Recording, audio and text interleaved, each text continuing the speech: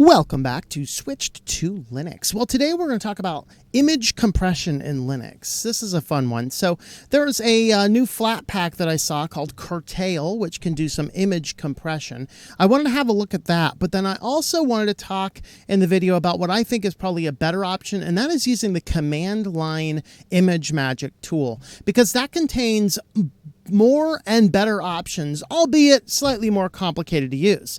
But you can do yourself a little bit of internet searching, find a few little scripts that match your systems, and then simply make small alterations when you need. So I actually run these scripts. I have a bunch of these in scripts for when I'm writing my books, and I always like pulling out several pages just for demonstrations. So you can go and read, the first couple pages or something like that on my website.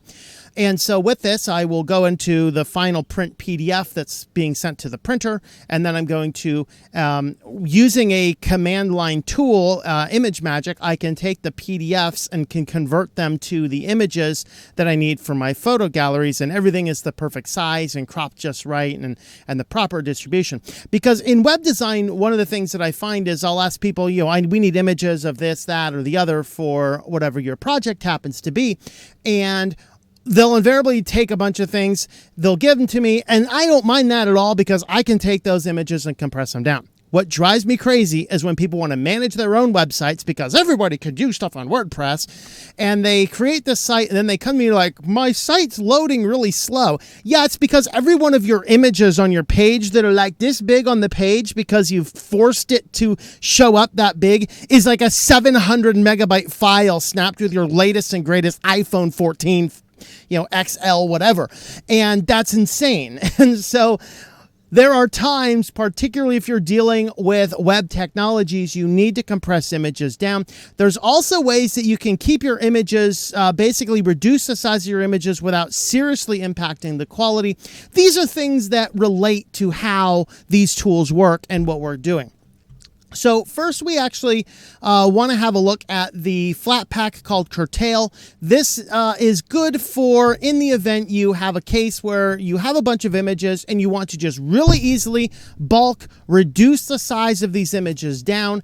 And when you do that, then you're going to be able to save a lot of space. It'll cut back a little bit. Now, it has serious limitations as I have looked at it. And so I want to talk about those and why I think ImageMagick might be a better option, albeit a little bit more advanced. But it's kind of like, hey, you can go ahead and do some basic stuff in GIMP, or you can save GIMP for the seriously advanced things and use this for the basics. So this is a really good tool for if you have a bunch of images of a certain size, you want to keep them about the same or similar quality, you just want to save some space on your disk.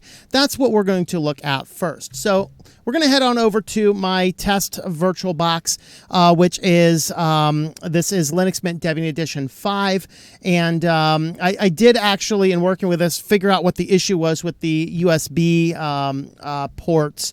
And so hopefully we can have a look in the future about that authentication app that I had talked about last time, which is still there. The issue is that, of course, you need to make sure your guest editions are installed on something like Debian. And of course, you need to make sure that you have the VirtualBox extension pack installed. The last step I was missing is this computer did not install VirtualBox user to my user group. And so going into my Linux Mint settings and simply adding to my primary user group the VirtualBox user, that actually is the thing that solved my problem. Anyway, let's get back to the video at hand. So we're looking at the program called Curtail. This is available as a flat pack, so any way that you have the ability to install flat packs in your system, you'll have the ability here. So we have the option right out of the gate to do lossless or lossy. So lossy is going to possibly add some pixelization. This is going to have a much greater compression, going to make the images a lot smaller. The lossless option, I do have this backwards. This is, I don't even know how their toggle button is. This is like an on-off switch. I don't even know what we're doing. I guess this is lossy. I guess this is lossless. I don't know. point one for the developer: clarify what this toggle is doing. Because it's a toggle, it's an on-off switch, not a this way, that way. Maybe this is lossless and this is lossy. I don't know. Anyway, when you drop images here, it's going to automatically create them with the -min suffix. You can change that. Now, before you drop any files here, I'd encourage you to pull down your hamburger menu and go into your preferences, because this is where you can do a lot of different options. You can choose what that is. It doesn't have to be -min. You can change this to maybe small, and you'll see it updates in the background there. We can save the compressed image to a new file, or we can overwrite the images, danger zone. But some people want to overwrite the images, so you have that option. Hey, we have a dark theme option, I guess. Maybe we have to reboot for that. We can preserve file attributions if possible, and we can keep metadata. This is the other fun aspect of this, is this tool will easily allow you to scrub metadata off of your images. So in the event you are using social media, I would not recommend it, but some of you do or need to, or it's your way to keep up with family. Scrubbing metadata off of your images is the best thing you can do to maintain some degree of privacy while you are doing this. You know, you snap a photo of your kid, you know, building something cool in the living room there. The photo that your phone snaps contains GPS coordinates, and if you upload that out, guess what? People that know what they're doing can find out where you live. So scrubbing the metadata is going to be a way to protect against that. Here's your compression. We have WebP, we have JPEG, and we have PNG. Unknown to me whether you can use any other format, but then you can choose the compression level. So on JPEG, if you're doing like web design stuff, keeping this at 85 is generally the better option here. We'll keep it at the 90 default. We have lossless compression level, so we have a few other options here, and then we have progressive encoding. So what I'm going to do first is I have a bunch of images here from my trip to Death Valley. If you want to see my travels and my trip through Death Valley, I'll go ahead and put the link to the video here. This is on my travel channel, Tux Traveler, where I travel around in my van, which is why there's this, you know, lovely green backdrop behind me. I'm kind of in the edge of some woods here. But this guy here, this is Dante's Peak. And we have a variety of different images, and I just bulk grabbed a bunch. There's no real significance to these images. I just grabbed a folder of images and dropped them here. But if you ever want to see what Death Valley is like, this is what Death Valley looks like. And I have a whole video on that on my other channel. So what we're going to do here is let's have a look first. Let's go ahead and change this to the list view so I can see the sizes of these images. So you can see that this image here, this first image, is 4.82 megabytes. So just going to drag this guy over, if I can drag it over. There you go.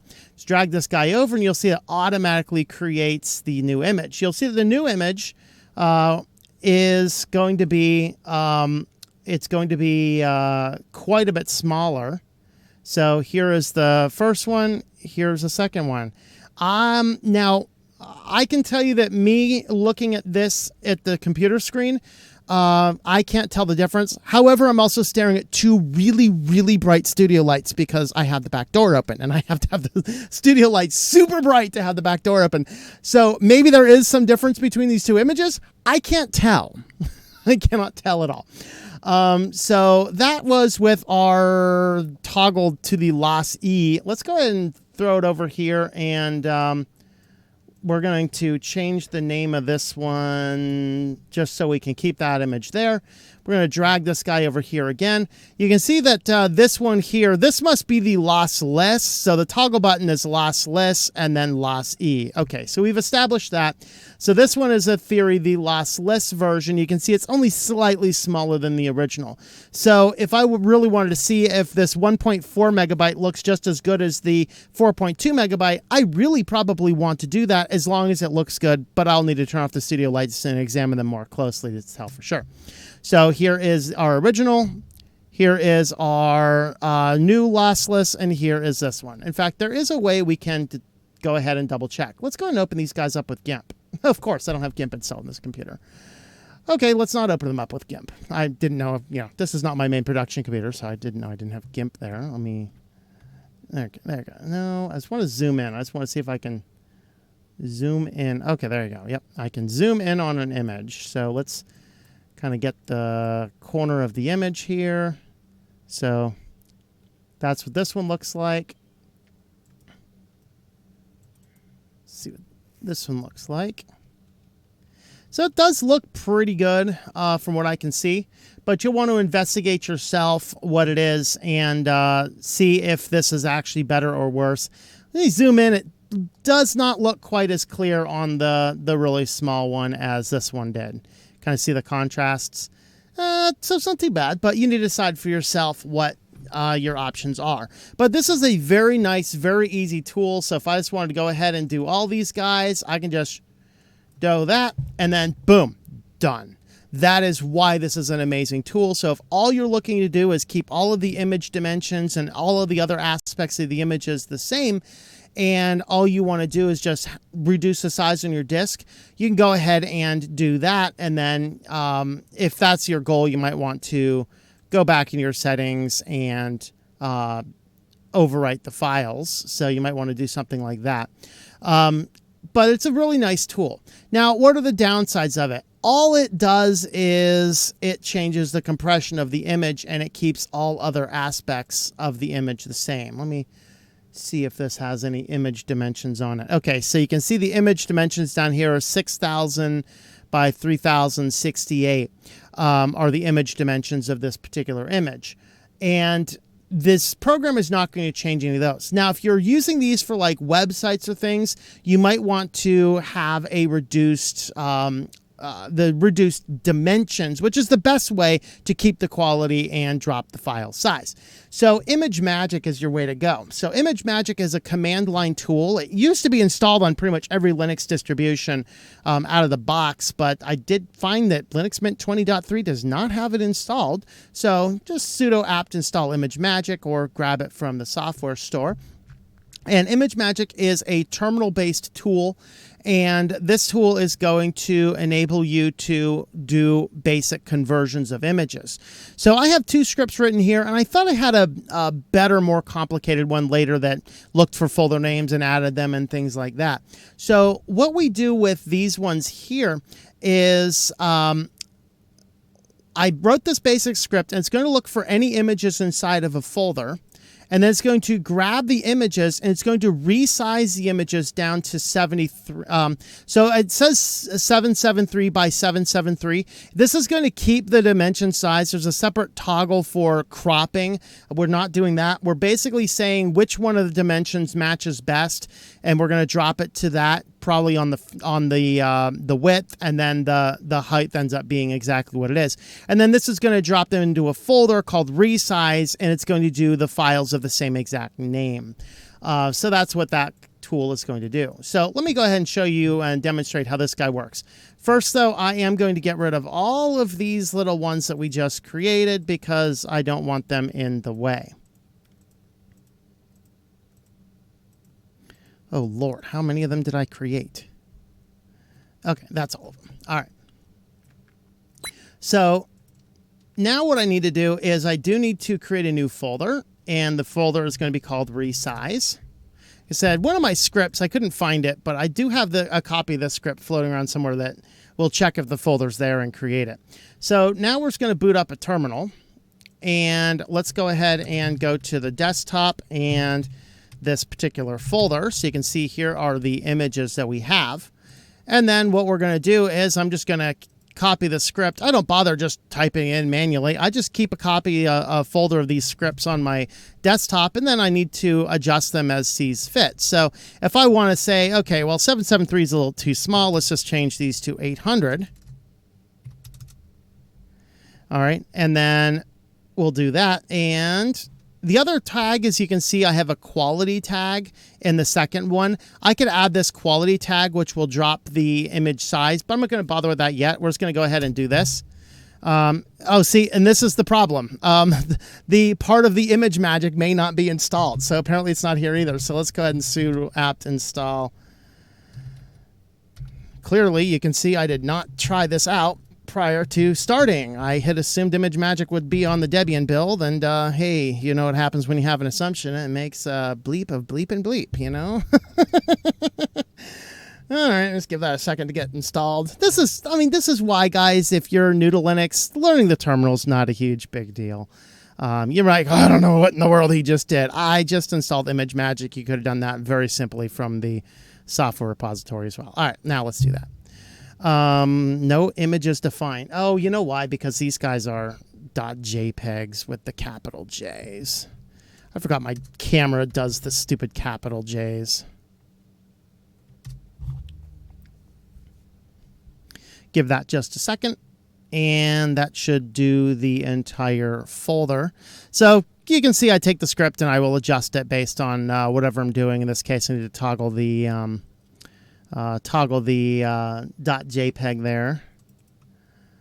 So you can see that it is adding the images as we go. And it's done. All right, so now let's go ahead and have a look over here. So you can see now that the original images were 4.2 megabytes. These images are 148 kilobytes, way better for that. You can see that the size dimensions are the same. The quality of the images is still really, really good. It's still pretty high quality image. And then let's go ahead and open this guy back up with Pix. And as we open this guy back up with Pix, you can see that the image dimensions, it picks the first of the two, 800, and then it keeps the image ratio and crops the height of it to 449. So I could take these images now and put them wherever I would want them to be. So that is how we can do some simple conversions. In the first case, using the flat pack, the flat pack was called Curtail. The Curtail flat pack available on the FlatHub repo will allow you to change the compression of the images, keeping everything else the same. With ImageMagick, I can go ahead and I can do my resizes there. Let me show you this one here as well. This one we're going to drop into a folder called 500. So let's go into our resize. Let's create a new folder. We're going to call this one 500. This is called 500 because this is relevant to my publishing group. All right, so we're going to paste this guy in. Of course, we do need to make sure that we change this to JPEG. And I'm going to keep the last one small JPEG. This will convert it to the more typical JPEG with a lowercase JPG instead. So, oh, hold on. I do need to do one more thing before I do that. I need to cd into the resize directory. Now we're going to go ahead and do this.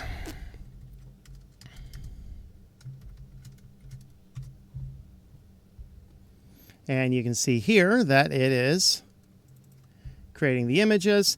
Now, though, what it has done is obviously it's created the images even a little bit smaller. This is now the 500 quality, 500 pixel dimension size.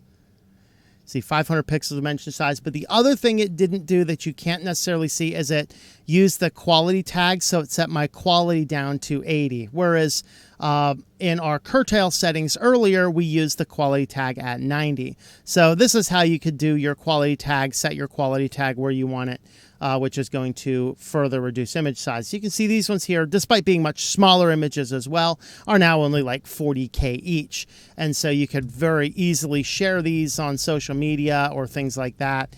And you could actually see the images quite a bit better. So, hey, there's a little bit about Death Valley. So anyway, that tool there, those are the various tools and ways that you can do image compression on Linux, Curtail and ImageMagick. Of course, GIMP can do these things as well. There are automated scripts. I'm trying to think, does GIMP allow automated scripts at this point in time? I can't remember. I think it might through a little like command interface type thing. But that's what ImageMagick is for. It's really designed for bulk image edits and things like that. You can spend some time on the ImageMagick man pages and tutorials online to see all the other things you can do. Like I said, I use it in the publishing industry stuff for pulling out pages of books and creating slideshows for the website and things like that. In fact, if you want to know what those look like, let me go ahead and pull up, for example, the website there.